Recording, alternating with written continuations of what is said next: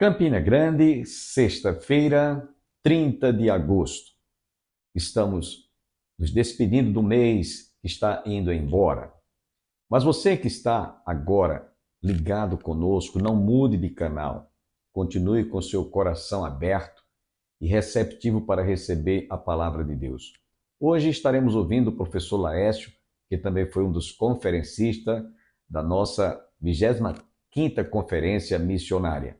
Inclusive, nós usamos esta camisa durante a realização daquele evento. Muitíssimo abençoado, em que a igreja foi despertada para a vida e também a obra missionária. Continue, portanto, ligado conosco. E ouviremos ainda o cantor e pastor Luiz de Carvalho, de saudosa memória, interpretando a música Se Isso Não For Amor, o Céu Não É Real. Deleite-se com esta música.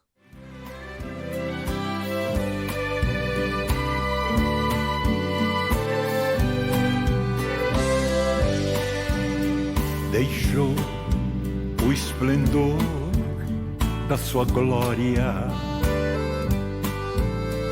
para vir este mundo aqui,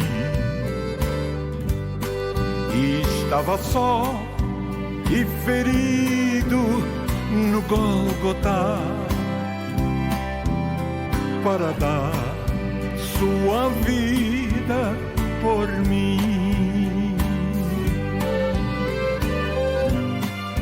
Se isto não for amor, o oceano secou, não há estrelas no céu, as andorinhas não voam. Se isto não for amor, o céu não é real, tudo perde o valor. Se isto não for amor,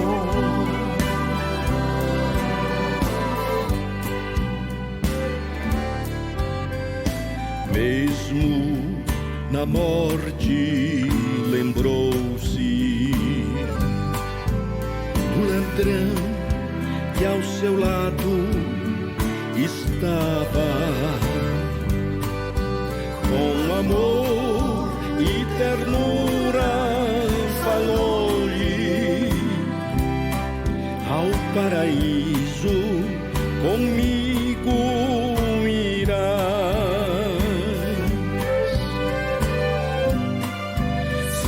Não for amor,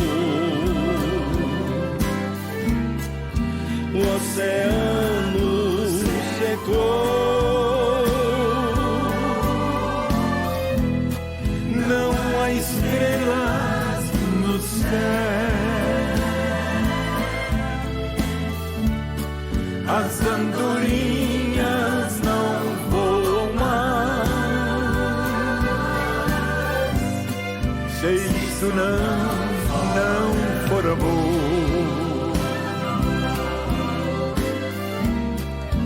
o céu não é real,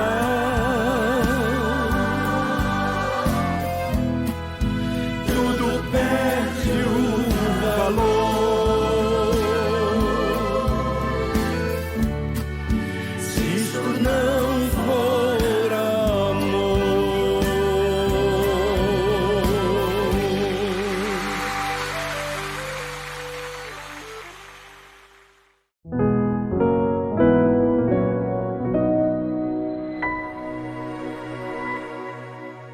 chamo os irmãos, convido-os para abrir a palavra do Senhor em Romanos, capítulo 8, versículo 36. Assim diz a palavra do Senhor: como está escrito, por amor de ti, somos entregues à morte o dia todo. fomos considerados como ovelhas para o matadouro. Amados irmãos, esse precioso texto, ele tem uma profundidade esplendorosa. O apóstolo Paulo, ele trata, nas linhas gerais do capítulo 8 de Romanos, sobre a própria vivência cristã, sobre a própria jornada de vida cristã. E ele aborda com este versículo um ponto que certamente, sendo enviados geograficamente para algum lugar do mundo, ou vivendo o cristianismo de forma verídica e genuína, onde você reside, nós passaremos por dores e por aflições por causa da profissão de fé que nós escolhemos para a nossa vida. Não há como estar imune a essas dores, às perseguições, às aflições, aos desafios que a fé nos leva a seguir nesse mundo. Por mais que nós tenhamos estamos que viveremos em toda a eternidade para com Ele, em um lugar onde não há choro, em um lugar onde não há pranto, onde não há dor, nessa passageira estrada, nesse pequeno caminho chamado vida, nós viveremos dores e sofrimentos e aflições. E a Bíblia, meus irmãos, parece nos alertar a todo momento sobre isso. A carta aos Hebreus, por exemplo, é uma carta destinada a destinatários que viveram uma grande tribulação e estavam com seus corações temerosos, querendo negar a fé em Cristo. O autor de Hebreus, ele escreve aquela carta para animar os irmãos, mostrar a superioridade de Cristo a tudo que o mundo pode oferecer e fazê-los perseverar na fé. A carta à igreja de Tessalônica eram irmãos que estavam entristecidos por dores que estavam vivendo no seu dia a dia, principalmente pelo fato que entes queridos, pessoas muito amáveis, estavam partindo e eles não sabiam bem o porquê que aquilo estava acontecendo. E Paulo escreve essa carta para consolá-los, falando da segunda vinda do Senhor e que eles estão guardados e seguros no amor de Deus. A primeira carta de Pedro fala para irmãos que estão vivendo perseguição intensa, dispersos pelo mundo, sem segurança quanto às suas necessidades mais básicas. E ele escreve para encorajá-los a perseverar nessa fé. Ponto em comum de todos esses textos: nenhum deles promete que durante essa experiência de existência a dor cessará. Não existe uma promessa que as experiências de aflições e de angústia nessa história de vida, nesse momento da nossa existência, irão cessar. O ponto comum em todas elas é que Deus provê tudo o que nos é necessário para perseverar na fé, mesmo em meio à dor. Mesmo em meio à dor. Há uma canção que me chama muita atenção, escrita por um senhor chamado Horatio Gates Spafford. Esse homem viveu entre 1829 e 1888. E em 1871 foi um ano muito difícil para Spafford. Ele era um comerciante cristão. E houve um grande incêndio na cidade de Chicago, que arrasou completamente o seu comércio, e ele veio à ruína. Poucas semanas depois desse infortúnio sobre a sua vida, viajando por um navio a um naufrágio, Spafford perde suas 4 filhas no mesmo acidente. Arruinado financeiramente, enlutecido, Spafford, poucas semanas depois, passa no local onde perdeu suas filhas, e o Espírito Santo lhe inspira a escrever algumas palavras, que se transformariam em uma canção, palavras que falam da esperança de todo crente. O título da canção é Sou Feliz. E um pequeno trecho diz: se paz a mais doce me fizeres gozar, ou se dor a mais forte me fizeres sofrer, seja o que for, tu me fazes saber que feliz com Jesus hei de estar. O que é que tem te perseguido? O que é que tem doído? O que é que tem te afligido? O que tem te feito sofrer a ponto de tentar a tua mente a desistir da fé? Ou mais importante que isso, como você tem reagido aos desafios da vida, às aflições? O verso que nós temos por base, Romanos 8, versículo 36, é uma citação do Antigo Testamento, e é onde nós vamos ancorar nossas expectativas, para dar respostas às nossas dores mais profundas. Paulo começa o texto falando como está escrito, e ele faz referência a um salmo, o Salmo 44, que eu gostaria que com toda a atenção os irmãos abrissem a palavra do Senhor e acompanhassem um pequeno trecho desse salmo, a partir do versículo 8, para que nós entendamos em que contexto essa palavra foi dita e em que contexto Paulo a aplicará. Salmo 44.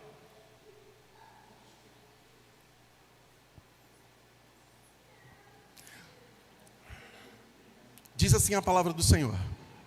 Salmo 44, a partir do versículo 8. Em Deus nos temos gloriado continuamente e para sempre louvaremos o teu nome. Agora, porém, tu nos lançaste fora e nos expuseste à vergonha, e já não sais com os nossos exércitos. Tu nos fazes bater em retirada à vista dos nossos inimigos, e os que odeiam nos tomam por seu despojo.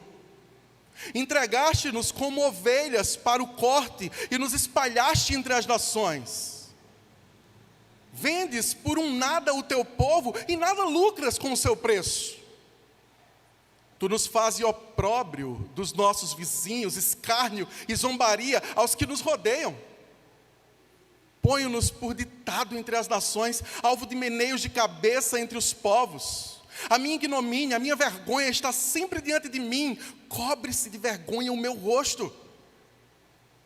Ante os gritos do que afronta e blasfema à vista do inimigo e do vingador. Tudo isso nos sobreveio. Entretanto, não nos esquecemos de ti, nem fomos infiéis à tua aliança. Não tornou atrás o nosso coração, nem se desviaram os nossos passos dos teus caminhos, para nos esmagares onde vivem os chacais e nos envolveres com as sombras da morte. Se tivéssemos esquecido o nome do nosso Deus, ou tivéssemos estendido as mãos a Deus estranho, porventura não teria atinado Deus, Ele que conhece os segredos dos corações? Mas, por amor de ti, somos entregues à morte continuamente.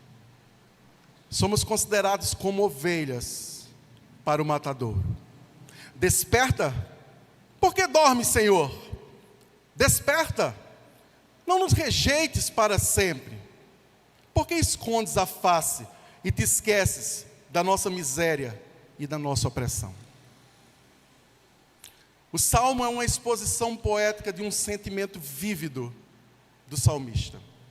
Alguns dados interessantes sobre esse salmo. Ele é um clamor pela ação de Deus. Ele é um clamor diante de uma situação em que eles estão reagindo a uma situação adversa. Mas um detalhe que acredito que pela simples leitura os irmãos podem conseguir perceber. A fala do salmista coloca como se Deus estivesse sendo injusto com eles. Olhando, porém, para a história do povo, não houve um único momento generalizado, em que essa nação de alguma forma não feriu o relacionamento para com Deus. De tal forma que esse clamor, de tal forma que essa acusação contra Deus perde todo sentido. Meus irmãos, esse também tem sido o comportamento do nosso tempo. Somos a geração de palavras certas nos lábios, mas de intenções completamente equivocadas. Nós sabemos visualmente adorar a Deus. Nós sabemos externamente demonstrar que somos cristãos. Mas no recôndito da nossa alma, no mais interior e profundo, nós temos cobrado a Deus com cobranças injustas, porque Ele tem permanecido santo, Ele tem permanecido fiel à sua palavra, e somos nós que prevaricamos contra Ele, somos nós que pecamos contra Ele. Nós não temos direito a fazer essa acusação. O Salmo 42, versículo 22, dá a entender que estão sofrendo apesar de amar a Deus. É como se eles estivessem dizendo: está vendo, Senhor? Mesmo eu te amando, mesmo assim tu permites tanta dor, tu permites tanto sofrimento, tu permites tanta exposição. Nós estamos envergonhados e é por causa desse amor que temos a ti.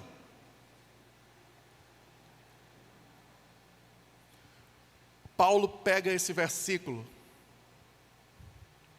com as mesmas palavras e o coloca no contexto de Romanos. Ele constrói a sua ideia falando como o pecado assolou toda a humanidade, nos primeiros capítulos de Romanos. Mostra como esse pecado separou o homem de Deus, porque todos pecados e destituídos estão da glória de Deus. Mas também mostra como a graça, a superabundante graça de Deus, restaura miseráveis pecadores. E quando ele chega no capítulo 8, para descrever esse homem transformado e abundante na graça, cheio do Espírito Santo, como esse homem consegue agora confiar em Deus, independente das situações. E ele utiliza o versículo 36, o mesmo texto do Salmo, para utilizá-lo em um contexto diferente. Enquanto o salmista dizia: olha, Senhor, é por amor de ti que estamos sofrendo, Paulo pega essas mesmas palavras e diz: oh Senhor, por amor de ti, eu me disponho a sofrer e perseverar na fé. Eu continuo confiando no Senhor para todo sempre. E eu sei que, embora muitos problemas me aconteçam e adversidades me sobrevenham, eu estou seguro ao teu lado. Por amor de ti. Apenas por amor de ti. Meus irmãos, no versículo 31 até o versículo 35 da carta de Romanos, Paulo nos traz algumas perguntas. Versículo 31 ele diz: se Deus é por nós, quem será contra nós? Versículo 33 ele diz: quem tentará acusação contra os eleitos de Deus? Versículo 34 ele diz: quem os condenará? Versículo 35 ele diz: quem nos separará do amor de Cristo? São anseios de um homem que, mesmo tendo uma fé inabalável em Cristo, tem temores, tem ansiedades, tem medo de situações que possam vir a acontecer. Isso não, o cristianismo não nos torna imune a esses sentimentos que vão continuar no nosso dia a dia. E com certeza todos nós teremos outras perguntas quando a dor chegar, quando o dia escuro da alma chegar, quando o sofrimento se aproximar. Perguntas vão suscitar do nosso coração, tendo como fonte essas dores, essas perseguições, essas exposições, essas aflições. E o que eu quero trazer como reflexão para os irmãos, são respostas que nós podemos dar para a dor, no dia que ela chegar ao nosso coração, à nossa vida, ao nosso dia a dia. 4 respostas.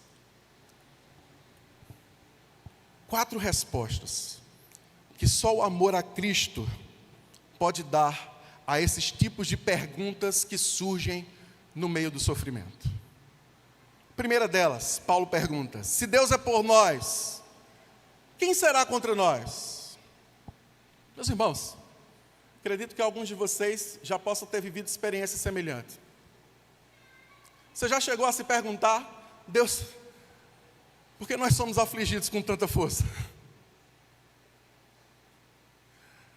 É bem verdade que Cristo disse: no mundo tereis aflições, tende bom ânimo, eu venci o mundo. É bem verdade, Senhor. Mas não é verdade que quando nós lemos esse texto, nós não imaginamos a intensidade e a frequência que essas aflições aconteceriam em nossa vida? Há algumas situações que a impressão é que todo o mundo está contra nós. Que nada, absolutamente nada dá certo para nós.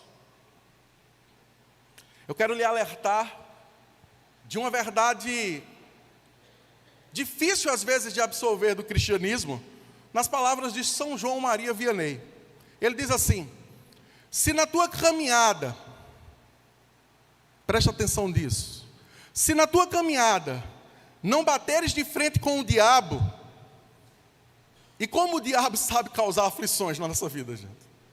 Se na tua caminhada não bateres de frente com o diabo, é porque estás caminhando na mesma direção que ele.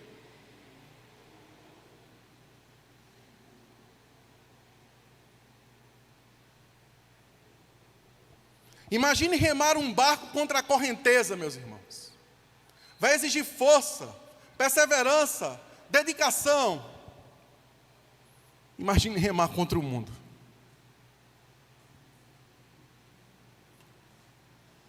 Imagina viver numa geração como a nossa, onde os princípios estão extraviados. E você, dentro da sua simplicidade cristã, tentar apenas viver a vida comum dentro dos seus princípios.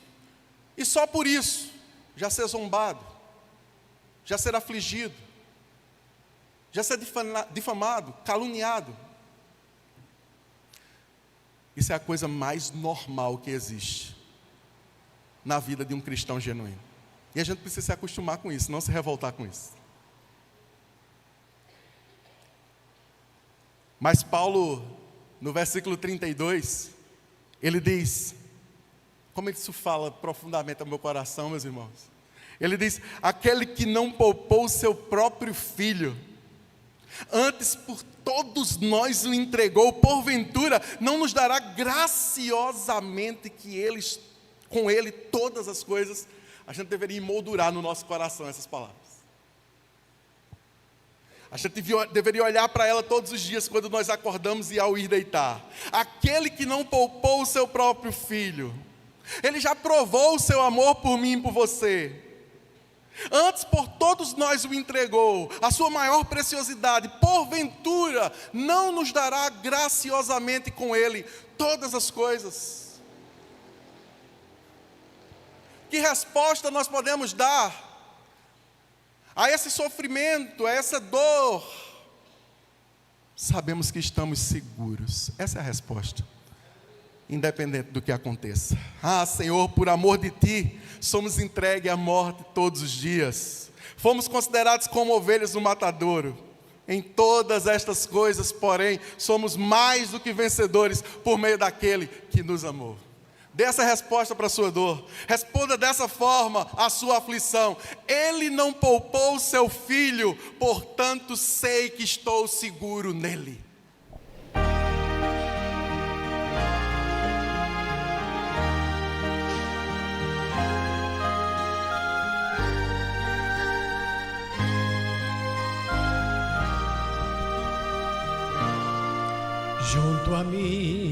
Junto a mim, vem andar, pois quero ver a beleza do teu puro e santo amor. Fala-me qual fizeste um dia ali na distante Galileia, junto ao mar. Deixa-me seguir as marcas que na areia tu deixaste. Quero orar tal qual fizeste no jardim lá no Getsemane. Toma, pois, minhas mãos, eu anseio entender quanto é belo e tão puro é o teu amor.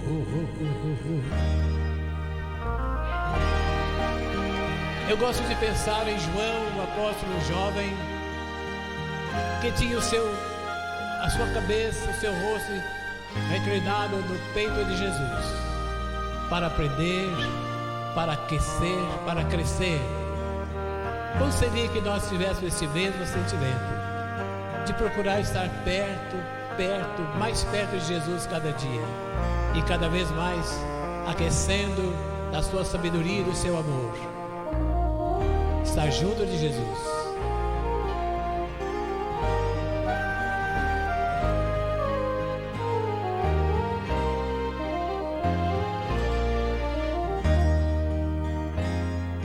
Deixa-me seguir as marcas que na areia tu deixaste. Quero orar tal qual fizeste no jardim lá no Getsemane. Toma, pois, minhas mãos, eu anseio entender quanto é belo e tão puro é o teu amor.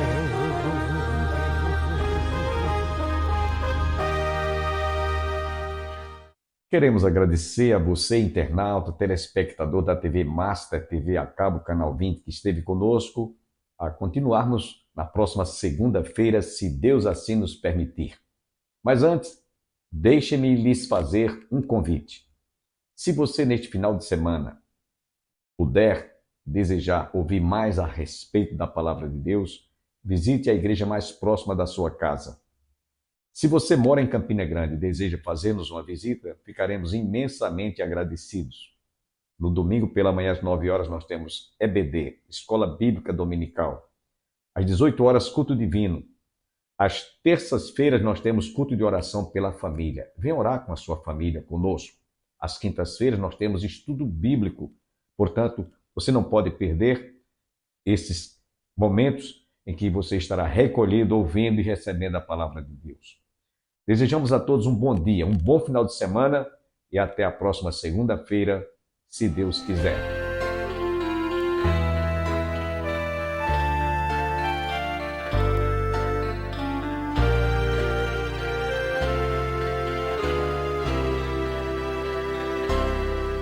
Minha vida somente inicio encontrar quando a Cristo entreguei todo o meu coração. Toda lei se cumpriu quando Cristo em amor o seu sangue por mim derramou. Mas não foi isto só que Jesus fez por mim, mas muito mais cada dia ao passar, pois a vida que gozo é Cristo em mim. No falar, no viver, no amar.